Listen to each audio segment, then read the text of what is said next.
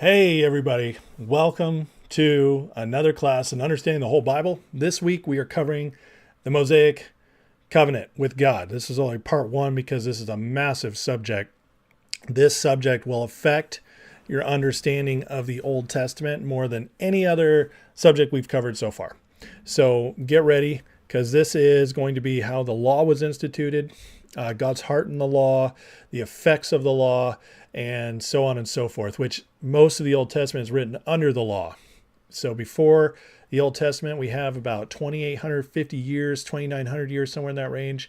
So almost 3,000 years without the law. That's all of Genesis and the beginning of Exodus, into the period under the law, which is only 1,300 years, a much shorter period, but much more recorded history. So most people's understanding of the Old Testament, of God in the Old Testament, is under the law. But unfortunately, in the Christian church, especially in the West, we've done a very poor job of explaining the law and why it happened and how God operates under it and why things are so different now. So today is going to be the beginning of that. I'm very excited to go over this today because it is so intrinsically important to truly understanding the Bible, the context of the Bible, and the Christian faith. And so this hopefully is something that will just change your guys' lives forever going forward. Hey, Donna, how are you doing? And anybody else in the class today live, welcome. For all of you watching later, I hope you get a lot out of this class, and any questions you have, always either put them in the chat if you're in here or put them on the page, and I'll be happy to get back to you later. So, all right, let's get into it. We have a lot to go over. All right, so Mosaic Covenant. It's a significant part of the relationship between God and Israel. In fact, it might be the most significant understanding going forward. The reason this is in two parts is because it's going to be two covenants. And it's going to be interesting how we get there. But there's a kinship covenant under the law and a vassal covenant. And if you guys remember from last week, we talked about how there are three covenants overall. Grant covenant, which is the best kind, because God takes all the responsibility on himself and does everything, protects, and there's nothing on you that can change it. Nothing at all. You just simply accept it and you can't break it. And that's the greatest part. It's amazing. God takes all the responsibility on fulfilling it himself. Then the kinship, 1 and 1. You each have equal responsibility to hold up your bargain, end of the bargain. And then the worst is vassal, which is one powering over another. And basically, I'm in charge. You got to do everything I tell you to do. And if you do those things, there'll be some rewards. But if you don't, there's punishment. So that's the worst one. And we're going to get into how God transitions through these covenants with the Israelites here. So this is about the focus on the journey and experiences of the Israelites as they form and maintain their covenant with God, mostly in Exodus today. We'll get into more later next week when we do part 2. So we're actually going to be skipping ahead most of Moses' life, because that's just not part of understanding the covenant. So Moses, obviously, he's born, and it's a time when Pharaoh is culling the Israelites because he says there's too many of them. So he's killing all their babies, the men, the boys, and killing them all. Moses is miraculously saved, ends up in Pharaoh's house because of his mom saving him, and he's raised as a king, as a prince, I should say, but learns royalty, which is very important because the Israelites were slaves. And you could see how God, his infinite wisdom, led him to have Moses raised as a prince, because slaves cannot lead themselves. They just don't understand. They have been beaten down so long and held down so long that they cannot step into new territory, new mindsets on their own. They have to be led.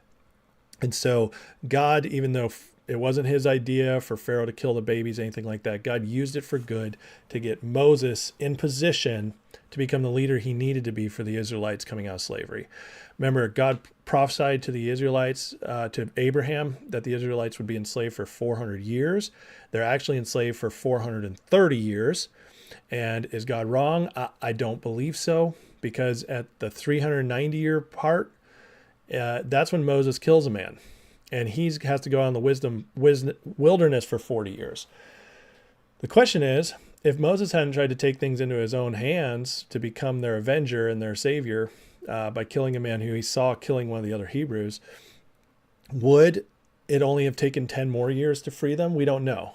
But sometimes God's designs are never thwarted. He always gets done what he needs to do. But a lot of times the timing of those things is up to man. And so that exile Moses took for 40 years might have actually, his mistakes might have kept the Israelites in slavery another 30 years. So we don't know that for certain, but there's some biblical evidence to that.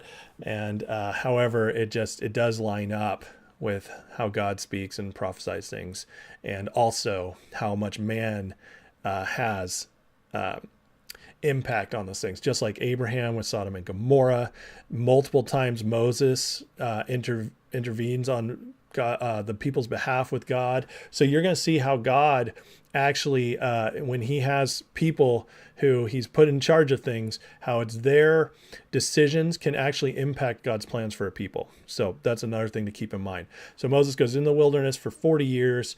He finally comes back, and here we are. We're going to get, this starts after all the plagues, everything, that they're free at this point. And that's where we're going to be starting from today. So if you love the movie, The 10 Commandments, the escape, the Prince of Egypt, all that, we're past all that when we're starting our study today.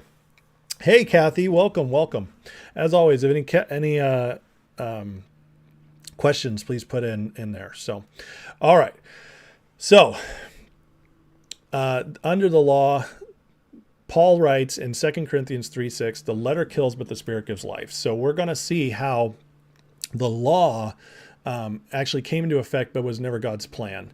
And so God set us free from all this through Jesus, but this did become what happened for 1,300 years. Discipline, judgment, all that. That's all stuff we don't, we deal with discipline now, but not in the same way. Not punishment, I should say. Punishment and judgment. Wrath, all that's under the law, and it's different now, but I'm going to explain all that soon. Before Exodus 19 and 20, pattern of death and punishment didn't exist. And I've already shown you guys that in the fact of Abraham and Noah. And their mistakes, Lot's mistakes, all these men back then, they made a lot of mistakes and never punished for it. In fact, even with Abraham, he was rewarded for some of his mistakes, like the lying. But that's because the cycle of law wasn't there. Everybody was under grace and in a grant covenant. And God only intervened in times of justice. It was never because of mistakes. It was because of prolonged evil that he would intervene. But this all changes now because of this. So let's talk about how it gets there. But first, an example. Israel's grumbling at its consequences. Now, Exodus 19 and 20 is where this all changes. All right, but before Exodus 19 and 20, the Israelites get out and they're grumbling. Exodus 17, Israelites grumbled over a lack of water. Moses struck the rock at Horeb as commanded by God. Water comes out. No punishment issued. The event tested the Israelites' faith and obedience. Next, Exodus 15, after crossing the Red Sea, Israelites traveled 3 days without water, found waters of Meribah bitter. Complain again. No punishment, though. Moses threw a piece of wood in the water, making it fit to drink. Incident led to God setting a statute and ordinance for them, promising protection if they obeyed his commands. That's I am God who heals you, he says, which is Jehovah Rapha. Exodus 16, 1 through 3. Israelites complain about hunger in the desert of sin. God provides manna and quail. This highlights God's provision and the need for Israelites to trust him. And now it's after the law. This is all before the law. Okay. Now we go to after the law with Numbers. The people complain. Now God gets anger kindled. Isn't that interesting? That would never happen before. God's anger kindled, fire from the Lord consumed some on the outskirts. It's not funny, but it's kind of funny. The fact is that judgment came after the law, not before. Numbers 11:4-6. Dissatisfaction with manna led Israelites to crave meat.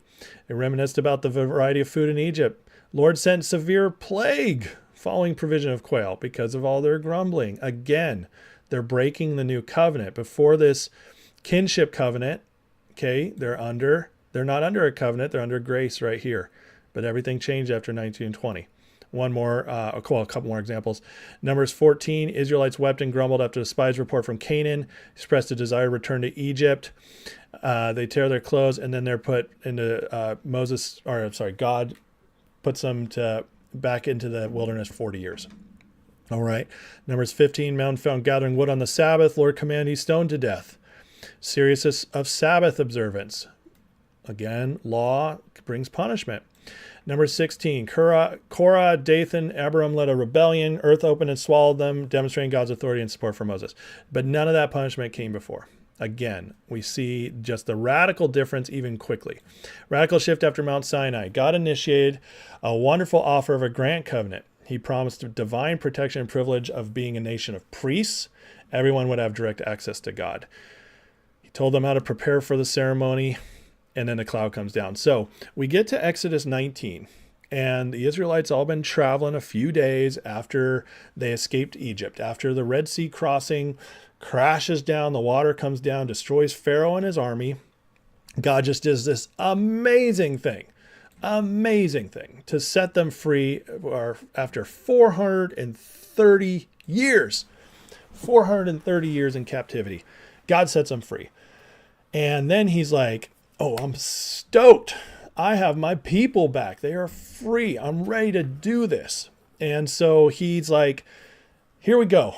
I've got an amazing opportunity for you guys. So he comes here and he goes, they get to Mount Sinai, and God calls Moses up and he says, Moses, let's talk about the deal I have for you and my people. And he says, give them these words. And he does, and then they all obey. And he says, this is going to prepare you for the ceremony I have. And he says, I'm going to make you a kingdom of priests and a holy nation. In other words, so back then, first of all, remember, they didn't have priests in the Old Testament sense. They didn't know what that was.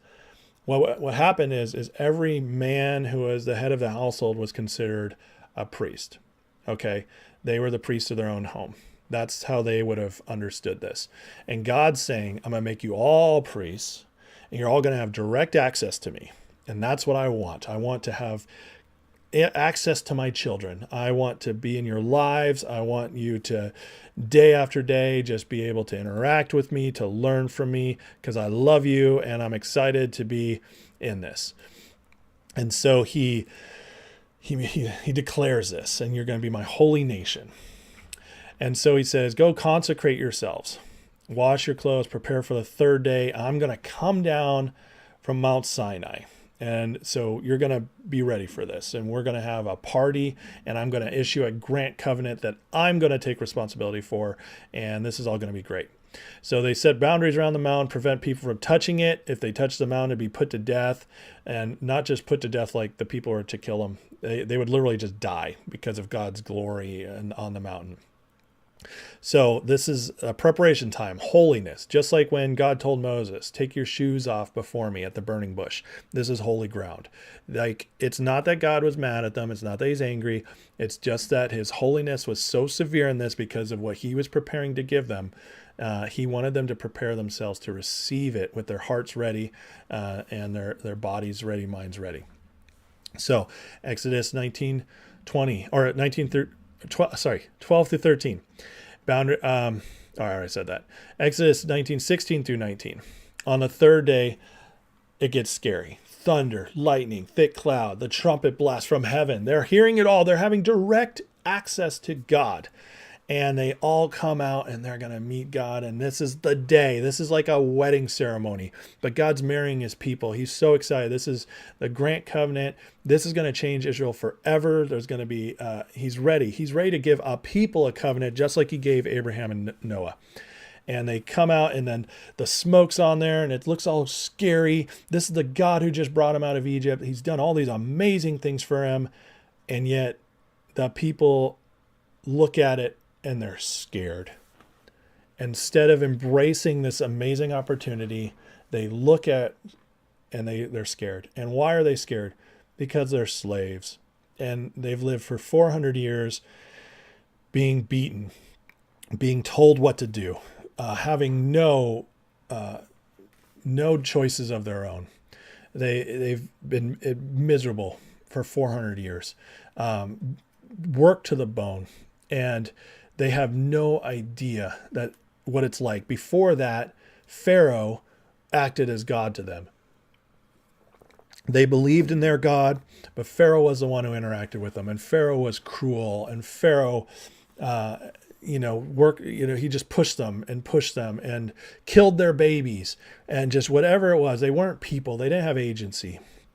And so that's how they come out of this. All of a sudden they have freedom and they're meeting a God for the first time. And they, instead of remembering everything he just did for them, they go back into their fear.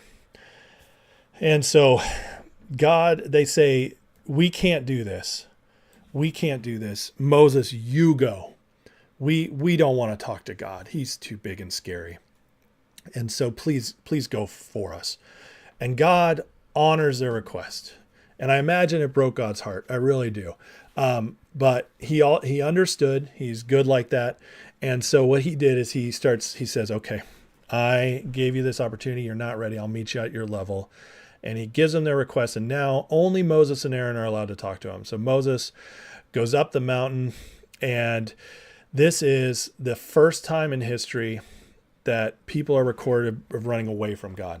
Before that, God calls you, you came. Even Adam and Eve, after they sinned, God calls them, they come. He didn't cast them out in a mean way out of Eden. He just told them you cannot come back, seals it off, sends them on their way. But they never feared God. There was no recording of being afraid of approaching God when he called you before this. This was the first time. It shows their slave mentality. And this also is God's test. Because why would he do that? People will say, they were slaves, they were scared. Why would you come so scary and big like that? And the reason is because God, he needs his people to be able to love him and trust him in a way that they can step over a fence. That's maturity. He needs them to be able to truly enter into the greater, deeper relationship and the things he has for us. It requires faith. It requires faith and trust and perseverance. And so what God intentionally does, and this is in our own lives, Jesus exemplifies this, he will allow offense to enter our lives. He will. And so this offense, this entered their lives, and instead of stepping through it, they cowered from it and they ran away from it. But God's goodness is not that he rejected them as a result. He just gave them a different opportunity to meet them where they're at. It's a lesser opportunity. It's not as good, but it's still better than what everybody else gets. And that's, as a son, a daughter of God, that's available to all of us too. Still happens. Not in this extreme way, but it still happens in our lives. How many people have been walking with God and get offended, and so they either walk away or they just choose a life that you can tell they're just not living the life that is better for them. But it's because of fear. It's because of poverty mentality. There's all kinds of reasons, lack of trust, trauma, all these reasons we hold ourselves back and we don't enter into the better things God has for us. And so because of that, God will still bless us. He'll still give us a good life. He'll still meet us where we're at, but it'll never be the fullness of what he has for us. But that test is there. We have to overcome those tests because God has to know. Now, he already knows our hearts. It's really so we know. And so we know what we're capable of before God enters us into it. Because if he gave us everything he had for us and we're not ready for it, it would destroy us. It would. And it's actually his goodness that protects us from being so blessed it destroys us. For instance, have you ever seen somebody, and obviously we all have, who's entered into too much wealth or too much fame or authority before their lives were put together? I mean, think of how many actors get rich and just go immediately into drugs because they're miserable. They never got healthy as people, and then they're blessed with all this stuff and they just fall apart. How many people win the lottery and they're poor again within 5 years? It just happens over and over and over again. And that's God's goodness protects us from entering into things that would actually destroy us, because blessings will destroy us if our character and our hearts aren't ready for them. So that's sometimes why we're waiting for something, because it's actually us he's waiting on. It's not him. So, but that's why that offense enters in, and that's what he does here. So that grant covenant's not going to work. They're just not ready for it. They're not ready to walk in relationship with God the way he intends, because this slavery mentality is so set in them. It's going to take a long time to get out of it. So he shifts this covenant, and it goes from grant covenant to kinship. He's like, okay, fine. I'm going to enter into equal covenant with Moses, and it's going to include all the people as well. All right. And because of this, we'll have rules. Now, this is where the 10 Commandments come from. He's like, here's your rules. That's it. I'm giving you 10 Commandments. And there's this belief that the 10 Commandments were written on 2 tablets, half and half. But that's not actually how it would have been back then. So the tablets would have been front and back. 5 on the front, 5 on the back carved, and then there would have been 2 copies is how it would have worked. One for you, one for me. That's the symbolism of it. All right. And so he gives them 10 commandments, front and back, and God is like, I'm going to back up both sides, because in the ancient times, what happened is when you entered into a kinship covenant with somebody, or a people entered into kinship covenants with each other, their gods, quote unquote, were responsible for delivering punishment if there was mistakes. So the kinship covenant had blessings for obedience, punishments for disobedience. And the gods were in charge of overseeing that. Well, in this case, it's God and his people. So God takes responsibility for both sides. Now, not hard to do when God himself is perfect, never going to break his side of it. But the people, on the other hand, this put God in the position of also being their punisher. If they screw up, he's got to punish them. And this is just what they understood. He meets them at their level. So he's responsible for the blessings and the punishment.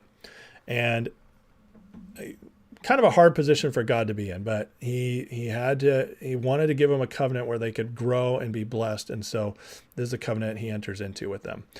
So he has dual role, partner in blessings and punisher for disobedience. He was now responsible to defeat their enemies as well, because that is part of the deal.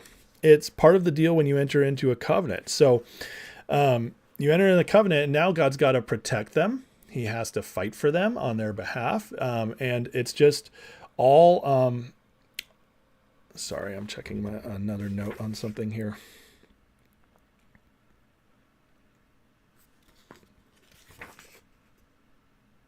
Okay. So because of this, he's also to go before them when they're being obedient and wipe out their enemies. Now, this is something that God never fully intended, because under a grant covenant, he would have had to do this. He would have just been able to keep blessing them, moving things forward, and he wouldn't have had to act as their, what's the word, like avenger, like warrior leader. And because God loved all his people, he didn't just love the Israelites. And that's a misnomer that's believed about the Old Testament sometimes, that God didn't love everybody else because they had all gone wicked and he just picked one people. And that's kind of a weird thing, right? When God said he created man in his image, he means all men. So God had meant to, through the Israelites, through a grant covenant, growing these people up into better people, into people walking with God. They were meant to be a peaceful nation that only warred if it had to, but would exemplify God's goodness to the world through maturity, through relationship with him, just as we are now under Jesus. But they couldn't do that. They were slaves. They didn't know how to fight. And so in this covenant, God also has to be like, okay, I got to come down a little bit, and we're going to enter into this. I've chosen my people. I know my long-term plan for the world. And so this is going to be different for everybody. And we learn there's many times in scripture where there's other people who enter in from other tribes, nations that become blessed. So it's not just God only blessed the Israelites, but he only had this covenant with them. Because he only has this covenant with them, he has to act on their behalf when they're doing the right thing. So this puts a veil over it. And in 2 Corinthians 3:4, which I want to read right here.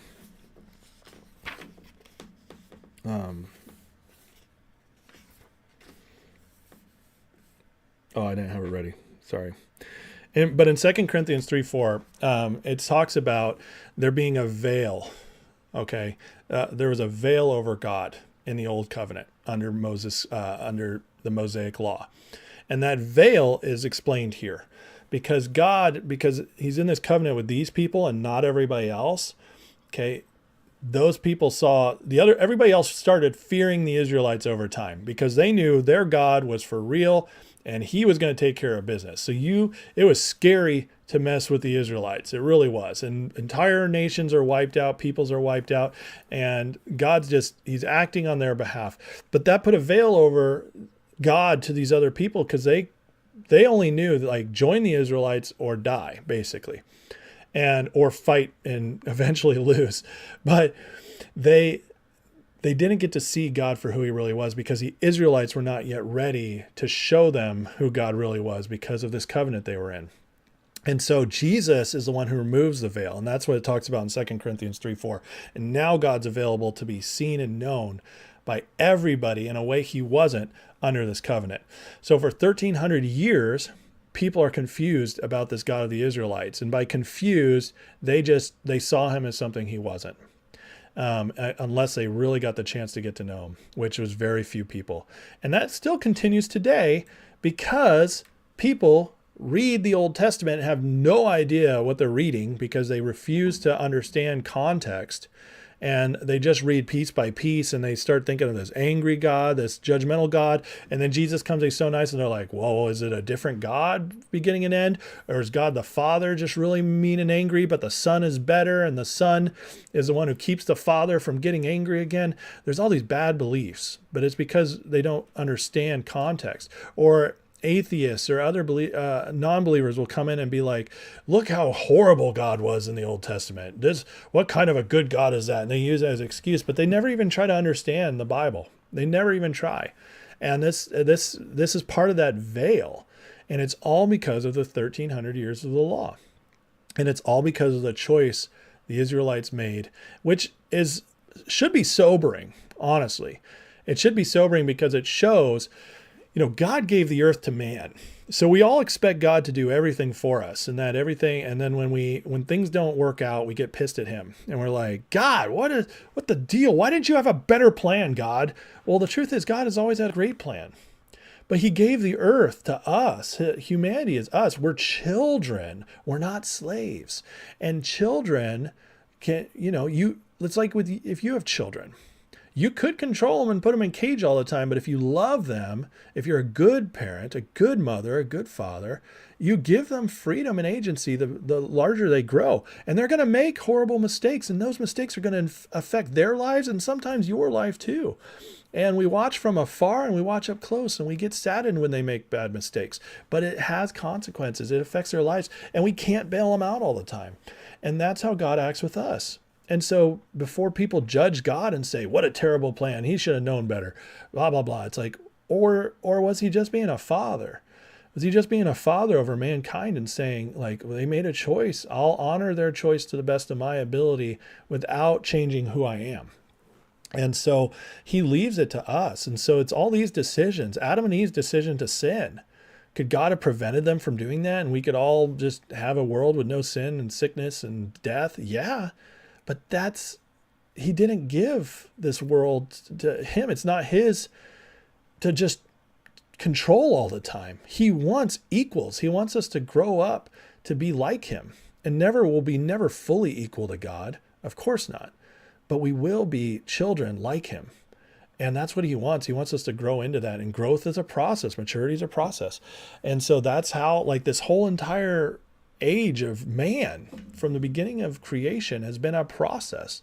And that's why I contend, and I believe the Bible proves this and history proves this, that the world is always getting better, even despite hard times. Because for ever since Jesus came, and the goodness of God is spreading throughout the world. It says the spread of his government will have no end in Isaiah 60. It has no end. There's over 2 billion Christians in the world today. 1 out of every 3 people in the world identifies as a Christian now. That is massive. And as it goes, like, health care improves, access to water improves, access to reading improves. The world is getting better despite our challenges, and that will continue. It will continue until it can't go any further, which I believe Jesus come back. But we'll talk about that in another chapter, another week. So until that point, God had spoken to people corporately. He'd spoken to them audibly. And once this decision's made, only priests and prophets could now speak to God. And they spoke to God on behalf of the people. Occasionally, God would break that rule and speak to somebody who had real close affection to him. But they almost always became a priest or a prophet. I think of David, for instance. He was a priest, prophet, and a king because he'd spend all day out in the wilderness with God and the animals getting close to him. But it was pursuit of God that got him there. God didn't just show up and speak like this anymore until Jesus. So that's 1,300 years where God's silent on a corporate level. Exodus 24:3. So now we get Moses goes up, gets the words and laws from God, and he brings them back to the people. And they say, we're going to do everything God says. This is great. We love this. You keep talking to that scary God and give us the rules, and we just want to be rule followers. We think that's great. Give us rules, and that's what we'll do. You know why? Because we're slaves. And slaves don't think for themselves. They don't know how to think for themselves. And so they take this and they run with it, and they're like, this is a good deal. And it's just sad, honestly. You should think of it from a pity perspective, that their own slave mentality just kept them apart from God's fullness for them. This highlighted the conditional nature of the covenant. Blessings followed obedience, and punishment followed rebellion. So Kathy asks, does it seem like God would know his people will react where they test? Absolutely, Kathy. And God did know how they would act. Of course he does. He knows the end from the beginning. That is true. But we don't know. And sometimes I truly believe God enters into relationship with us, and he allows us to discover things about ourselves in these instances. And without the tests, we'll never know. We won't have a reference point. We won't have a before and after point. We won't get to discover where we really are. Because if God never gives us the opportunity to grow through tests or through challenges, then what we'll do is we'll never learn anything about ourselves. Think about children who we'd say they're spoiled. And why are they spoiled? Because no matter what they do, they're never disciplined. No matter what they do, nobody ever calls them out on it. And their parents just give them everything no matter what. And it's like they are promoted way too early, or they're given too much too soon. And they're always rewarded, even when bad behavior. And what does that do? It just creates rotten people. And it's bad because it's the parents' fault. It's not the kid's fault. But God can't be a good father unless he gives us these challenges and opportunities to grow and face ourselves, who we really are. And then there's also an argument to be made that every once in a while, God, and this is an argument to be made, like I said, you can make a biblical case for it. It doesn't mean it is completely biblically proven, but there is a biblical case to be made that every once in a while, God himself steps out of time and comes down to us and says, hey, I actually have prohibited myself in this moment from knowing what will happen next. And so there is some biblical argument to be made for that. No, I'm not making that argument right now, but I am saying there is an argument to be made for that every once in a while he enters down to us and prevents himself from seeing certain things just for a time, just so he can have a real moment-to-moment surprise moment with us relationship. He'd say you'd be happy if he told you what to do, save a lot of stuff. Well, here's the thing, Kathy. we kind of do know what to do most of the time, don't we? I mean, how often do you screw up and then you realize it immediately afterwards? Or how often can you look back on a decision and say, you know what, I actually made that decision out of fear? And here's the thing with God. He's not telling us every little decision to make. He doesn't want to control us. He wants us to learn and grow. And the best way I've ever heard it said is that with God, once you're walking with him, the light is green until he says it's red. Okay. And so he allows us to grow. He allows us to take steps, to stumble, but he's always getting us in the right direction. And a lot of the decisions we make aren't right or wrong decisions. They're what do we want decisions. It's, again, I go back to like a parent and child. If the decision is the red popsicle or vanilla ice cream, is there a wrong decision there? Or is it just, I'm a parent and I want to give you a couple choices. Which one do you want? And that's how God acts with us a lot of the time. What job do you want? What would you like to do with your life, honey? You know, and it says the Lord puts our path in our hearts, and then he determines the steps. So once we make choices, he starts opening things up for us. The only time we really need to worry is like if we come to a really hard decision and it's pretty clear he's saying, don't do this. And we know that in our hearts. We know when we're doing something that is not the best thing for us. And sometimes it's the scary thing that's the good thing. Sometimes we say, oh my gosh, I'm scared to do this. What if I don't make money? What if I fail? And so we might choose a safe route when it's not the route God has for us. And deep in our hearts, we know, because as soon as we choose it, our heart kind of dies because we choose that safety and security with material things outside of the safety and security of walking with him. And it's not a punishment. God will reward that. And then the other obviously one is like we have clear guidelines in the Bible of what's wrong. And once we step out of those things, we step out of love into sin, and we know that's right or wrong. We don't have to be told that. And so the truth is we almost do always know what to do. And the thing is people rack their brains over the smallest decisions when a lot of the times it's just our choice and God doesn't care. He just wants us to choose what we do. And that's something that a lot of people really struggle with. That freedom, that amazing freedom. The way I've always heard it said is that I love is like, narrow is the door. Okay, so we go in through the door, which is Jesus. But once we get through that narrow door, it's not a narrow path anymore. We enter into this enormous kingdom where we get to explore. And that's God's goodness. It's his amazing goodness to us. And so, yeah, I mean, we all make mistakes, of course. But some of those mistakes God likes. It's like a child learning to walk. He's cheering us on. He's like, go get it again. Go do it again. You didn't make a mistake, really. You just stumbled. And that's how we do it. And so that's why God's not giving us every little thing to do all the time.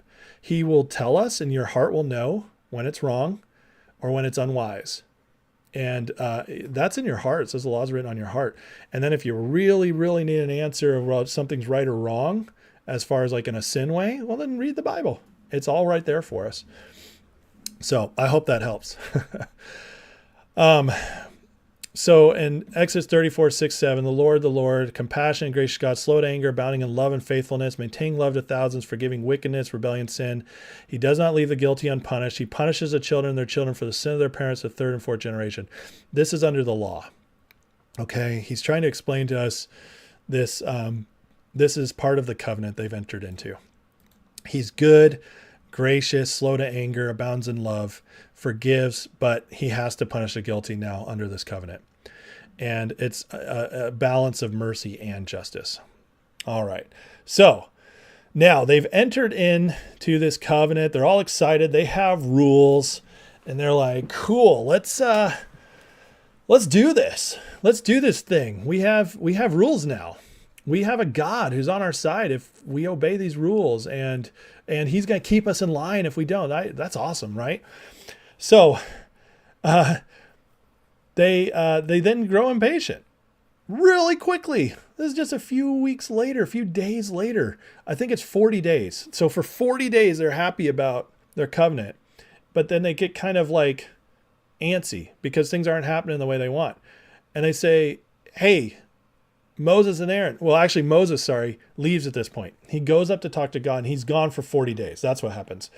And he's gone for 40 days. And so they're under this covenant for 40 days, and then they get antsy. And they're like, dude, where'd Moses go, Aaron? Where'd Moses go? We want these rules. We want more from God. We want to know our directions. And they go, we can't do it. Moses is dead. Make us a god. And Aaron freaks out. Aaron's the priest. He talks to God. He's supposed to know better. But he's so afraid of the people, he fashions a calf. He says, give me all your gold earrings. And he makes a mold, which the golden calf was not this giant idol. He molded it. So it's probably like this big. It was big enough to be in a mold. Maybe it was this big. This little thing. And they say, this is the God that brought us out of Egypt. And they start going crazy, and they say, we're going to celebrate. And the Bible, modern translations really neuter this. The truth is they had a big old party, and it turned into an orgy. And it got really gross. And the people are just disgusting. And this is slave mentality. This is how slaves party, because they have been so deprived of real pleasure, real, like what freedom is, the responsibility of freedom. So now that they're on their own, they just completely turn to pleasure in a gross way. And they're doing this all while Moses is gone. Well, God tells Moses while he's still up there, dude, ain't cool. Your people have already broken my covenant. I'm going to destroy them. Moses comes back. And here's one of those instances where you see the power of God's relationship with us and our choices with him, and how much he respects them. Moses says, God, dude, they'll hate you if you do this. Your people in Egypt. He says, I have seen these people, Lord said to Moses, they are a stiff-necked people. Leave me alone, and my anger may burn against them. I may destroy them, and I will make you into a great nation. So he offers Moses his own covenant, basically the same covenant he offered Abraham.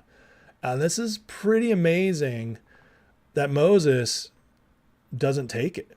And the reason God had anger roused and was going to destroy them is because they were now under this covenant. They just accepted it, and they immediately turned. So it was by his, not by his choice. It was by his honoring the covenant they just done that they were bringing it on themselves.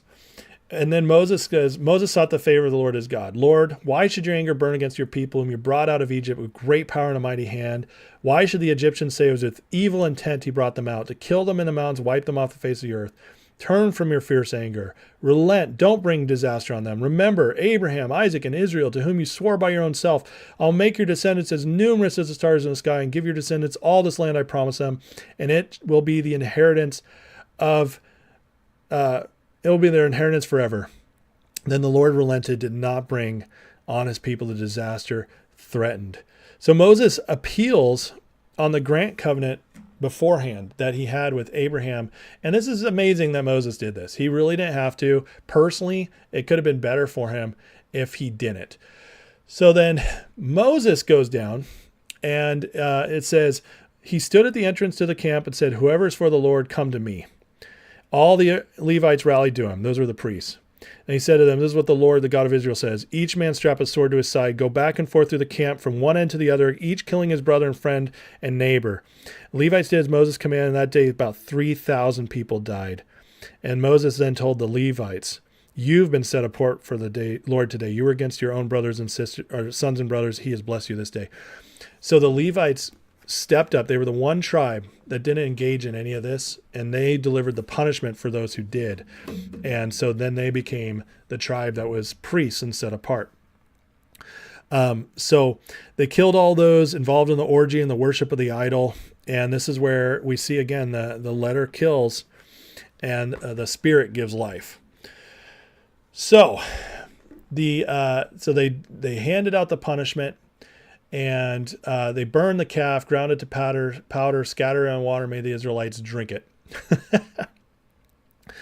And so now he says to Moses to handle this. He says, leave this place, you and the people you brought out of Egypt. Go up to the land I promised. I will give it to your descendants. I'll send an angel before you. Go up to the land flowing with milk and honey, but I won't go with you, because you're a stiff-necked people and I might destroy you on the way. So he was trying to be merciful to him, but he also had to keep to the covenant, which they'd just broken. All right. So they go forward and now they're walking. They just received a punishment, but God is like, I'm not going to destroy you all the time now. So now Moses goes back, seeks atonement, and again, there's even more that has to be plagued out or bled out of this, because there's still more people that haven't been killed. So God declares he blotted out the sinners, instructs Moses to lead the people. The Lord strikes the people with a plague due to the calf Aaron made, and it illustrates the severity of idolatry and the need for repentance. They broke the first commandment, like easy, quick. So, all right. And now he gets, Moses goes up again, and now he's going to receive all the stuff from God, not just the commandments, but the how to do ceremonies, everything. And the law just gets much more broadened out at this point, because God has to kind of renew this covenant, and he knows these people are crazy. They will turn again. They're going to make a lot of mistakes. So he's going to get a lot more detailed. So this time God first wrote the other commandments. This time Moses has to write out himself because he destroyed them. And then Moses goes back up to Mount Sinai, and he says, this is where he says, the Lord, compassionate, gracious God, which I read earlier. And God now renews the covenant and promises to perform wonders they'd never seen before. And so he's back in line with them. He's like, I love you, crazy people. I'm still gonna be here for you. And so we go to Exodus 34, 29 to 35. Moses comes down. His face is completely changed, radiant after speaking from the Lord. Remember, the Lord told Moses, I will pass before you as a friend. God right now is very pleased with Moses. He's very pleased with Moses. And Moses, honestly, is the only reason the Israelites survive. He's the only reason. He is such a good man. It says Moses was the most humble man who ever lived. He's such a good man that God comes down to him as a friend, speaks to him as a friend, walks before him, and he has to look away. He can't look at God's face. God passes before him, and he sees the back of God. And this changes Moses forever. But also it's God's way of saying, Moses, you are special to me. This covenant, I will not break. I will not break, and I'm honoring it with mercy because of you. But there still has to be punishment, but I'm not going to give them the full punishment they deserve. There's going to be mercy because of you.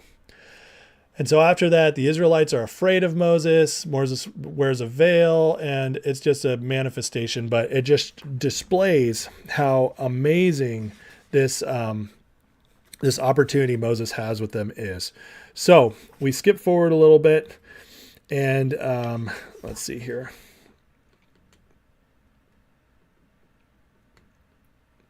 So here we see the Israelites knew God's presence was there when he's speaking with Moses, and they had tangible proof of his presence, but they distanced the relationship and no longer interacted with him personally. They could see with their eyes God's presence, but they kept a safe distance.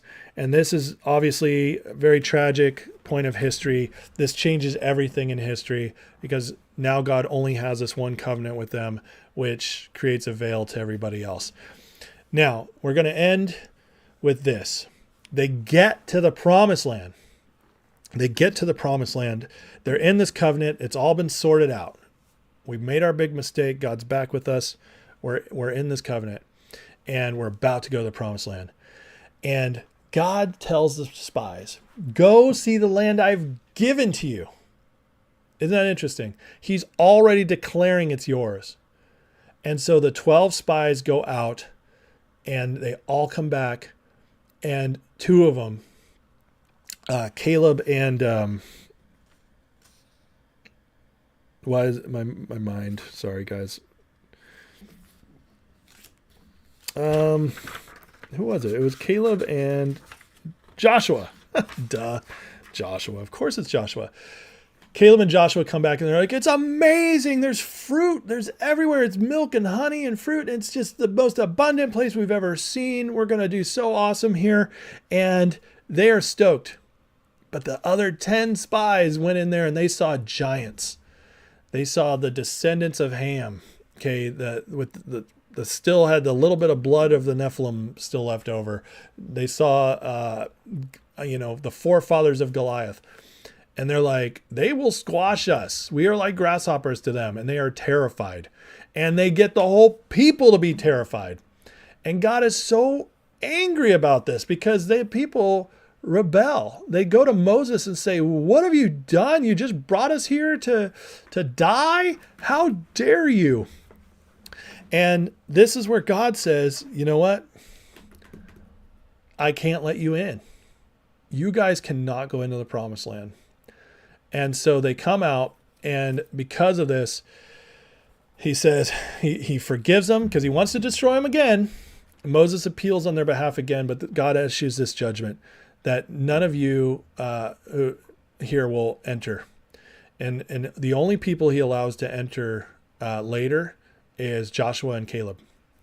And everybody else has to die off. So they go into the wilderness for 40 years, and except for probably the children, because the children didn't know any better.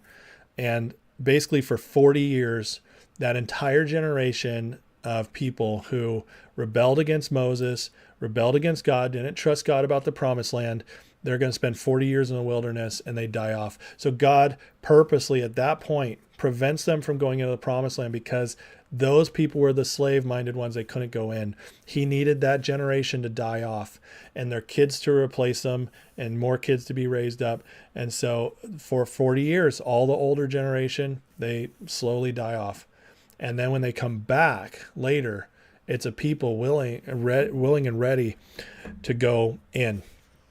So this judgment underscored the importance of trust and obedience to God. And again, it's under that covenant. God had to punish them for that.